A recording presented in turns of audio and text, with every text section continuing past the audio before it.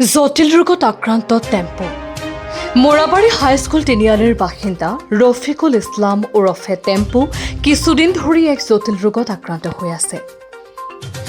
ৰাজহাড়ত আক্ৰান্ত হৈ আজি কিছুদিন ধৰি একেবাৰে চলাচল কৰিব নোৱাৰা হৈছে। চিকিৎসাৰ বাবে নাই কোনো ধন। দুটাকৈ সন্তান আৰু পত্নীৰ সৈতে পৰিয়ালটোৱে বৰ্তমান পানীত হাঁহ নচৰা অৱস্থা। টেম্পুৰ চিকিৎসাৰ বাবে যদি কোনোবা সদাশয় ব্যক্তিয়ে আৰ্থিক সহায় কৰিব বিচাৰে তেন্তে তলত দিয়া QR কোডত পঠাবলৈ অনুৰোধ থাকিল।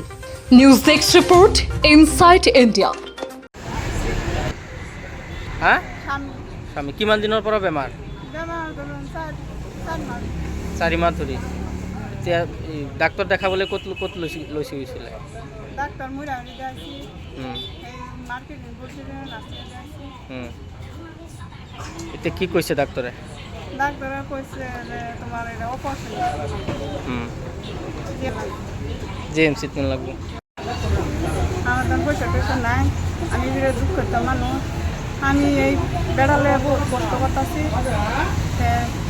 আমার আন্যরা যদি সহায়তা করুন আন্য ঘর ছিল বেড়ালে ভালো করতে